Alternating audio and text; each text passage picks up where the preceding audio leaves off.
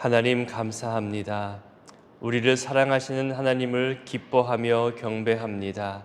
이 찬송의 가사가 또 멜로디가 너무나 익숙하지만 그 내용 또한 너무나 귀합니다.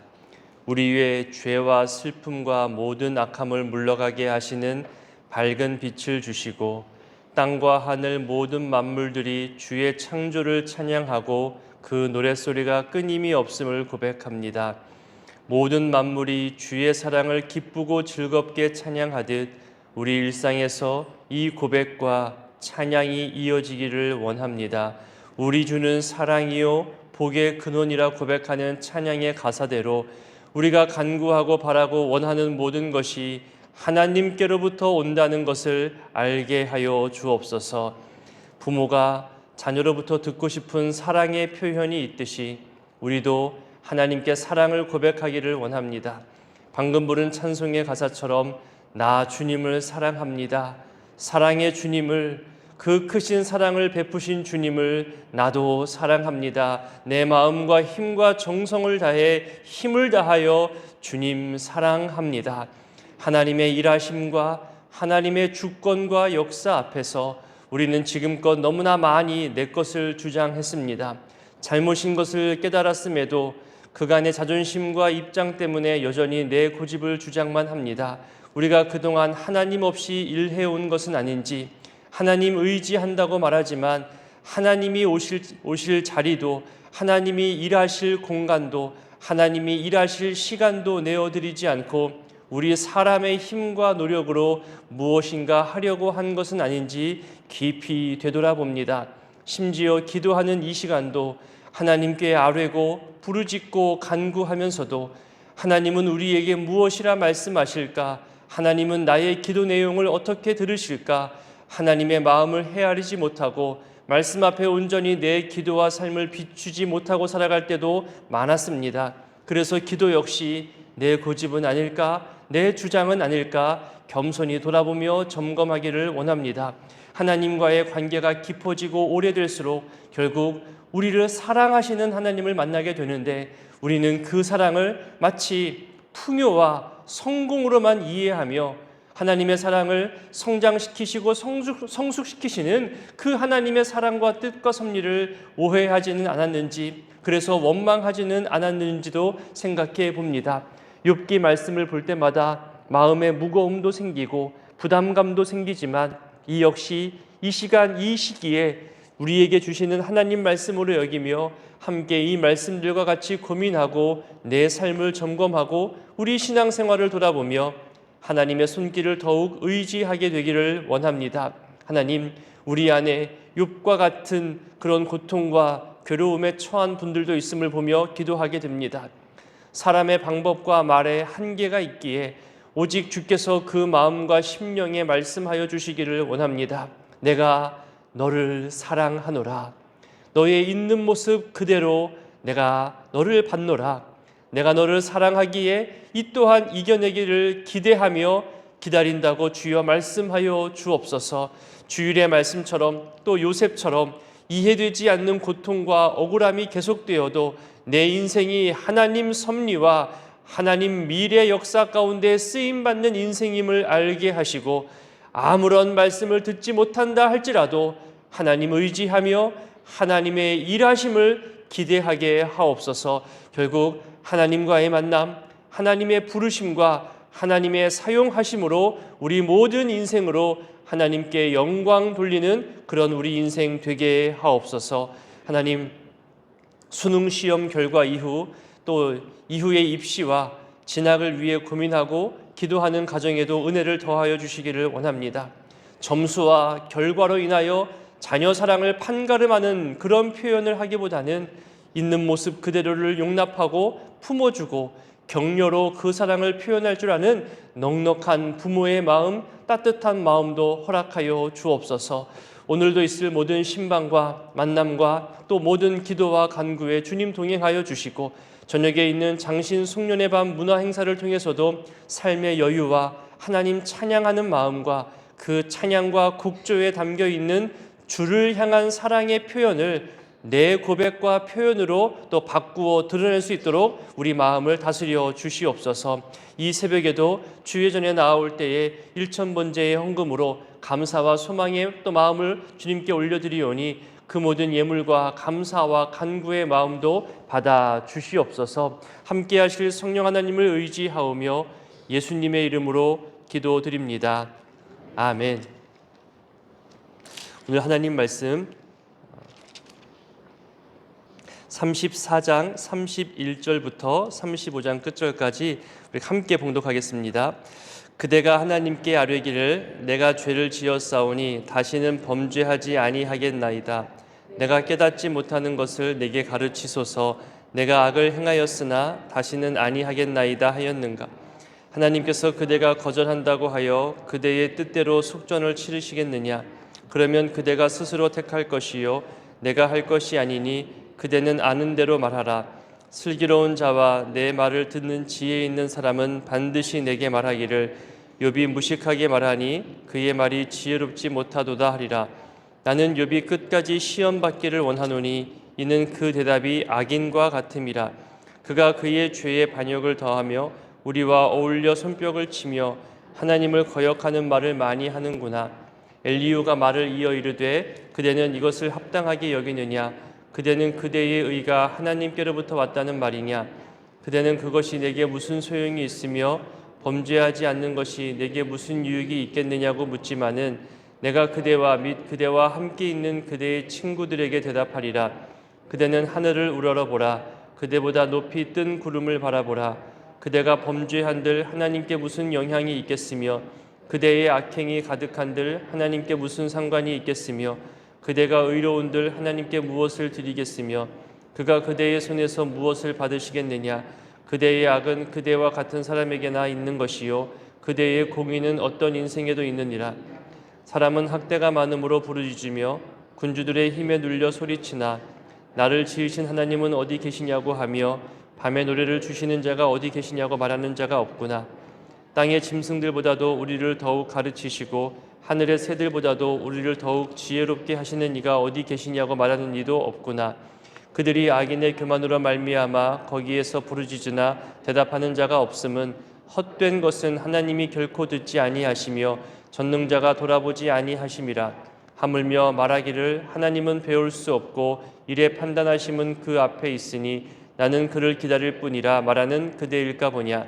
그러나 지금은 그가 진노하심으로 벌을 주지 아니하셨고 악행을 끝까지 살피지 아니하셨으므로 욥이 헛되이 입을 열어 지식 없는 말을 많이 하는구나. 아멘. 오늘 본문은 어제 본문에 이어서 욥의 고난과 괴로움에 대해 정죄하는 엘리후의 주장이 계속됩니다. 징계를 받으면 회개하고 돌이켜야 하는데 징계 중에도 자기가 의롭다고 계속 말하는 욥에 대해서 엘리후는 더욱더 정죄를 가하고 있고 욥의 억울함에 대해서도 악담을 하고 있습니다. 사실 여러분 가만히 생각해 볼까요? 누구든지 내가 고민하고 내가 결정하고 내가 주장하고 있는 내용에 대해서 누군가가 반박하고 지적하면 그렇게 썩 기분 좋지는 않습니다. 정중하게 그 의견도 이렇게 묻잖아요. 그 의견도 좋지만 이런 의견은 어떨까요? 이렇게 묻는다 하더라도 자기 의견에 대한 비판이라 여기는 분들도 있습니다.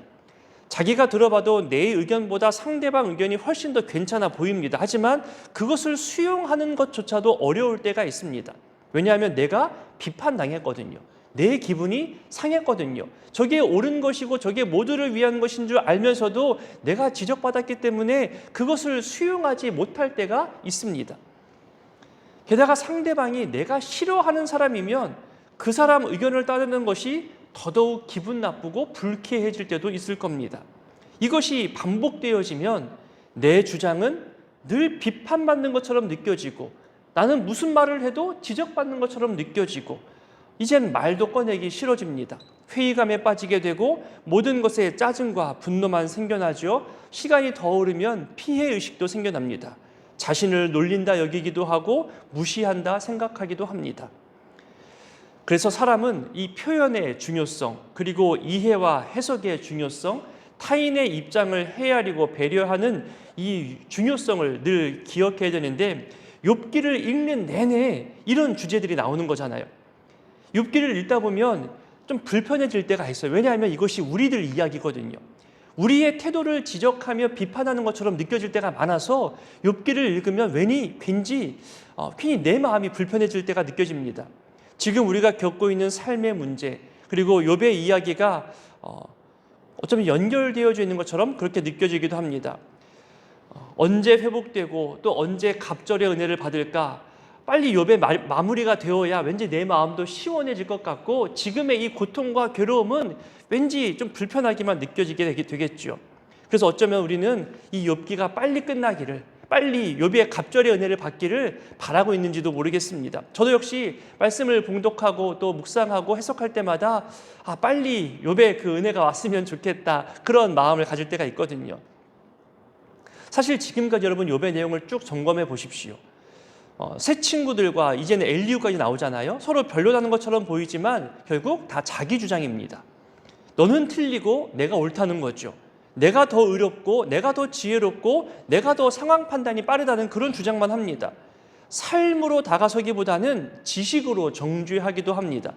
아마 욥기를 시작하고 나서 계속해서 이 어려움 상황을 보면서 빨리 끝나기를 바랄 수도 있을 겁니다. 아마 저뿐만이 아니라 말씀을 전하는 목사님들도 그날 말씀에 충실하게 전하려 하겠지만, 때로는 이 내용이 우리 성도님들에게 위로와 격려보다는 질책처럼 느껴질 수도 있겠구나, 마치 반성을 강조하는 것처럼 말하게 되고 우리 입술의 표현에 대해서 더 돌아봐야 될 것 같고, 그런 부담감만 드리는 것은 아닐까, 그렇게 느껴질 때도 저 역시 꽤 많았습니다. 하지만 그날 주어지는 본문 내용과 또 해석에 대해서 올바르게 전할 수밖에 없습니다. 왜냐하면 하나님의 말씀 자체가 생명력이 있고 운동력이 있기 때문에 각 사람 상황마다, 각 사람의 간구마다 또 그 처지에 따라서 하나님께서 깨닫게 하실 것이고, 감동케 하실 것이고, 또 기억나게 하시고, 또 기도하게 하시겠지, 그런 믿음으로 말씀 그대로 또 전하려고 노력하고 있습니다. 그리고 이런 생각도 하게 됩니다. 혹시 우리가 말씀을 편식하고 있는 것은 아닐까?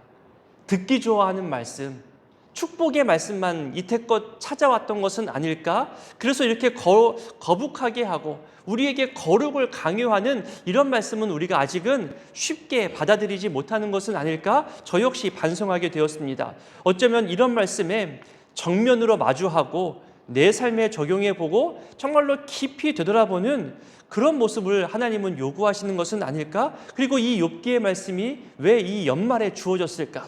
이런 고민들도 또 해보게 되었습니다. 그런 점에서 이렇게 꾸준히 말씀을 이어가면서 말씀 앞에 내 삶을 세워보는 것은 분명 신앙적 유익과 신앙적 성숙을 우리에게 주시고자 하는 하나님의 사랑이 분명히 있겠구나, 그렇게 생각하면서 이 말씀을 대하게 됩니다. 저는 연말을 지금 보내면서 또 내년을 위한 목회를 구상하면서 여러 가지 주제가 있지만 여백이라는 한 단어가 계속 묵상이 됩니다. 성경의 표현은 아니지만 여백 또는 여유, 빈 공간, 이런 주제를 지금 생각하고 있습니다. 꽉 채우는 것이 아니라 비어있는 부분을 많이 두는 것에 대한 이 여백의, 이 여유에 대해서 고민 중입니다. 언젠가부터 우리 사람들은 하나님의 일하심보다 사람의 일하심을 더욱더 강조하고 앞세우는 문화가 생겨났습니다. 교회도 마찬가지가 됐습니다. 교회마다 정관을 만들고 내교를 강화하고 신앙체계를 문서화하고 그대로 추진해 나갑니다.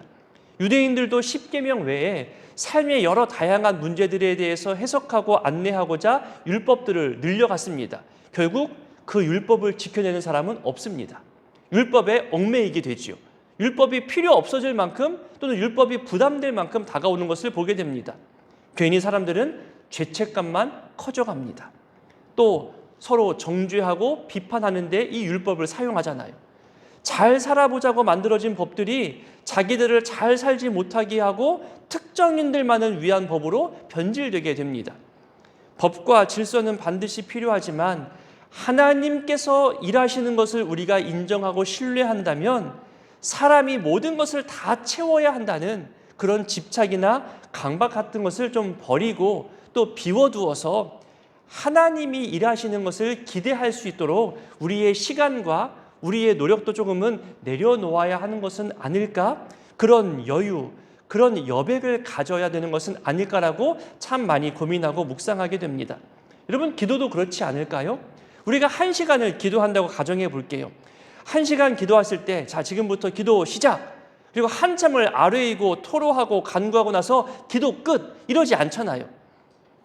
중간중간 기도를 멈추고 이 기도가 하나님 말씀 앞에 올바른 기도인지, 이 기도가 하나님께서 어떻게 이해하고 나에게는 무엇이라 말씀하실지 잠깐 쉬었다가 하나님의 입장을 헤아리고 하나님의 말씀 앞에 기도 내용을 점검하는 그런 여유, 여백을 가지잖아요. 그런 여백의 시간, 그리고 또 똑같은 기도의 제목, 기도의 내용이더라도요, 어제의 말씀과 오늘의 말씀과 내일의 말씀 앞에 비추어 보면 또 그것이 새롭게 점검되어지고 또 새로운 기도 내용이 추가되어지고 수정되어지는 것을 우리는 보게 됩니다. 간구의 내용도 달라지고 우리 기도 내용이 더 다듬어집니다. 그래서 다양한 말씀 앞에 세울 때마다 우리가 더 성숙해지고 기도도 더 내용이 간결해지고 깊어지는 것을 우리는 경험하고 있습니다. 결국 내 것을 고집하는 것이 아니라 내가 다듬어지고 말씀 앞에서 성숙해지는 과정과 변화를 우리는 기도 시간을 통해서도 경험할 수 있게 됩니다. 다 여백의 시간들이 주는 유익인 거죠. 그래서 새벽 기도나 오랜 기도 생활 하시는 분들의 이야기를 가만히 들어보면 공통된 고백들이 발견되어집니다. 내가 수없이 많이 간구하고 두드리고 찾아서 얻은 것도 있지만 결국 하나님이 나를 불러서 기도하게 하셨다. 이것이 우리들의 공통된 간증과도 같은 내용이잖아요.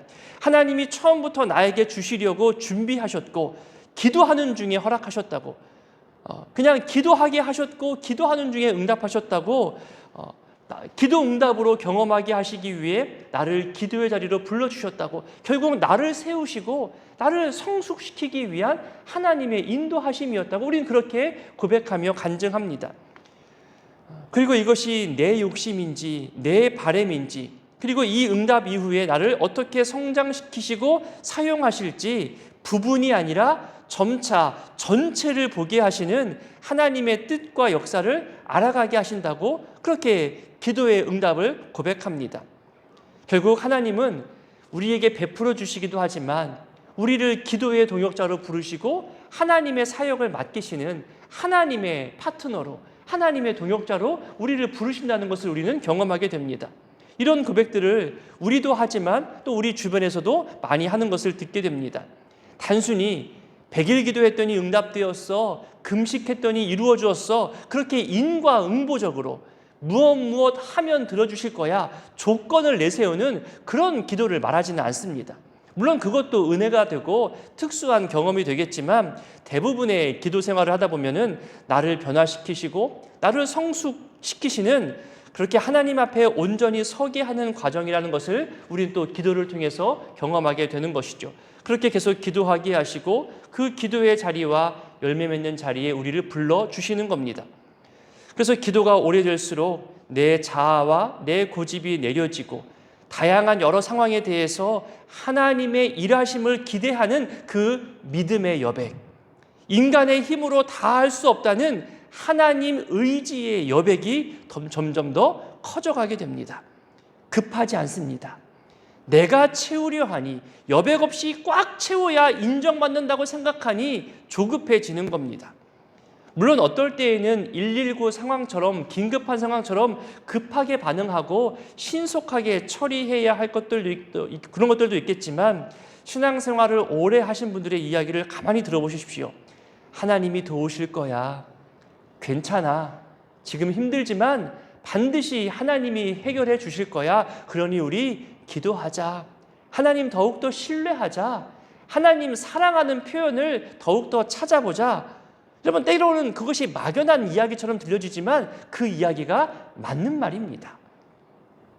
그래서 욥기 내용에서 친구들의 변론, 그리고 이번 주 엘리후의 등장까지 참 많은 사람의 말들이 나오잖아요. 자기 주장을 강하게 말합니다. 이것은 맞다, 이것은 틀리다까지 말하지요. 그러나 이제 여러분 몇 장 지나고 나면 하나님이 등장하십니다. 여러분, 하나님이 등장하신 다음에 그 말씀을 가만히 보십시오. 그러면 지금까지 욥의 친구들과 욥과 엘리후가 했던 말들에 대해서 그대로 하나님께서 다 수정해 주시고 정정해 주시는 하나님의 역사가 드러납니다. 사람이 아니라 하나님의 방법이 드러나죠. 사람이 맞다 하는 방법을 하나님께서 부끄럽게 하시고, 또 지식으로 주장한 것을 지식으로 무너뜨리시고, 경험으로 고집한 것을 하나님의 창조 섭리로 깨닫게 하시고 내려놓게 하시는 그 이야기가 이제 며칠 후에 등장하게 될 것입니다. 그러니 이 욥과 친구들과 엘리후의 변론과 자기 경험과 주장을 보면 결국 우리들 오늘날의 이야기와도 똑같은 겁니다. 하나님 앞에서 이것이 옳다 저것이 옳다 따지고 정죄하고 주장하지만 결국 모두가 다 틀릴 수 있다는 겸손함, 하나님 경외함, 하나님의 일하심에 대해서 더 생각할 수밖에 없는 그런 표현들입니다. 이 주제가 저로 하여금 또 고민하게 하였고 기도하게 하였고, 또 때로는 리더십을 고민할 때도 이것이 맞습니다, 강하게 외쳐야 마치 올바른 리더십처럼 그렇게 보여질 때가 있잖아요. 그런 외적인 모습도 중요하지만 결국 하나님 앞에서 하나님 신뢰하며 하나님의 일하심을 기대하게 하는 것, 그것도 올바른 리더십이 아닐까, 또 그런 고민도 하게 됩니다. 오늘 본문을 한번 볼까요? 이런 관점에서 본문을 보겠습니다. 31절부터 33절까지는 해석의 모호함이 있는데 이렇게 이해하시면 됩니다. 회개하지 않으면서 자기 자신이 의인이라고 고집 피우고 있으면서 하나님이 네 뜻대로 너를 도와줄 거라 생각하느냐? 아니다라고 하는 거죠. 너 지금 회개해야 돼, 너 지금 잘못한 거야, 너 지금 죄악에 가득한 거야 라면서 여전히 정죄하며 회개를 강요하고 있습니다. 회개하지 않으면서 하나님이 움직일 거라 생각하지 말라는 정죄의 표현인 거죠. 이것은 이후로도 계속됩니다. 35절 보세요. 계속되는 정죄의 말들, 비판의 말들입니다. 이제 욥의 괴로움과 고통 속에 토로한 것을 가지고 무식하다고 말합니다. 더 나아가 36절을 볼까요? 이 괴로움과 시험이 더 연장되기를 바란다고 합니다. 왜요? 악하기 때문이에요. 반성하지 않고 자기를 돌아보지 않고 자기 고집을 피우고 있으니 너는 지금 더 고통받아야 돼. 그래야 너 회개하겠지. 더 괴로움을 얻어야 그때쯤 돼서 회개할 거라고 자기 지식으로 지금 사람을 정죄하는 것을 넘어서 이제는 저주하고 있는 겁니다. 그동안 욥과 세 친구가 변론할 때 옆에서 참관하고 지켜봤던 엘리후였잖아요. 근데 이제는 4번에 걸쳐서 엘리후의 변론이 등장합니다. 세 친구들에 비하면 훨씬 더 성숙한 접근인 것은 맞습니다. 인과응보로만 이야기하던 세 친구들에 비해서 이 엘리후는 욥 스스로가 자기를 돌아보도록 접근도 했습니다. 하나님의 절대 주권, 하나님의 섭리에 대해서도 올바르게 지적하고 주장했습니다. 욥의 고난을 이해해 보려고도 했습니다. 그런데 그렇게 1차 변론은 부드럽게 끝났는데 내가 부드럽게 이야기했는데 욥이 바뀌지 않습니다. 그러니 돌변합니다. 이 엘리후가 2차 변론 때부터는 욥이 회개하지 않고 자기 말을 따르지 않으니까 어제 본문과 오늘 본문처럼 2차 변론에서는 욥을 죄인 취급합니다. 악하다고 악담을 퍼붓고 그리고 악인으로 규정하며 몰아가고 있습니다. 그리고 이제 35장부터 시작되는 3차 변론에서도 이 입장은 그대로 유지됩니다. 35장 전체의 내용을 다 살펴보기보다는 9절부터의 몇 절로 35장 전체 내용을 이해할 수 있습니다. 9절을 보면요, 사람이 고통과 괴로움으로 부르짖어도 하나님이 응답하지 않는 것은 사람이 진실되지 않기 때문이라고 규정하지요. 고난에서만 벗어나기 위해서, 이 고통에서만 벗어나기 위해서 부르짖기 때문에 회개하지 않으면 하나님이 응답하지 않는다는 말입니다. 그런 부르짖음의 13절 보니까 헛된 부르짖음이라는 겁니다. 더 나아가서 욥은 아직 충분히 고통을 당하지 않았기 때문에 앞으로도 더 고통당할 것이다. 여러분 보세요. 35장 맨 끝에 16절을 보니까 너 지금 계속 헛소리하고 있는 거야. 너 지금까지 말했던 거 다 허황된 말이야. 너 앞으로 좀 더 고통당해도 싸. 이런 표현을 하고 있는 거죠. 여러분 이 엘리후의 이 주장, 엘리후의 정죄, 엘리후의 3차 변론을 보면서 우리는 이렇게 기도했으면 좋겠습니다. 우리 인간의 언어로 말하는 것, 인간의 언어로 듣는 것, 얼마나 많은 해석 차이가 있어요. 같은 말을 들어도 해석이 다 다르잖아요. 이해가 다릅니다. 다 자기 경험으로 해석되어지고 오해가 생깁니다. 그리고 거기에 또 정죄와 비판까지 담겨 있습니다. 우리 언어, 말하는 것, 듣는 것, 생각하는 것, 해석하는 것에 하나님 올바른 관점을 갖게 하옵소서. 내 경험으로 상대방을 이해하는 것이 아니라 상대방의 말과 입장을 있는 그대로 용납하고 수용할 수 있는 여백과 여유와 용납의 마음을 허락하여 주옵소서 기도했으면 좋겠습니다. 또 하나님께 드리고 하나님의 말씀을 듣고자 하는 이 기도에도 이 엘리후를 보세요. 정죄와 저주가 들어가기도 합니다. 우리 기도에는 혹시 정죄와 저주가 없는지, 혹시 내 주장과 내 고집으로 타인을 비판하거나 저주하는 그런 기도가 내 기도에는 없는지 말씀 앞에 다시 한번 세워보고 앞서 말씀드린 여백, 하나님의 일하심을 더욱더 신뢰하고 기대하는 하나님 의지 신앙이 내 기도 속에 더욱더 녹여져 가기를 우리 시간 말씀 붙잡고 기도했으면 좋겠습니다. 광고 하나를 드립니다. 오늘 저녁 장신 송년회 밤 문화 행사에 참여하실 분들 중에서 혹시 개인 차량이 없거나 개인 차량으로 가기 어려우신 분들은 6시 30분에 교회 승합차가 출발하니 교회에 오시면 또 함께 출발할 수 있도록 준비하겠습니다. 우리 함께 주기도문으로 기도하겠습니다. 하늘에 계신 우리 아버지, 아버지의 이름을 거룩하게 하시며 아버지의 나라가 오게 하시며 아버지의 뜻과 하늘에서 이루어지게 하소서. 오늘 우리에게 일용할 양식을 주시고 우리가 우리에게 잘못한 사람을 용서하여 준 것 같이 우리 죄를 용서하여 주시고 우리를 시험에 빠지지 않게 하시고 악에서 구하소서. 나라와 권능과 영광이 영원히 아버지의 것입니다. 아멘.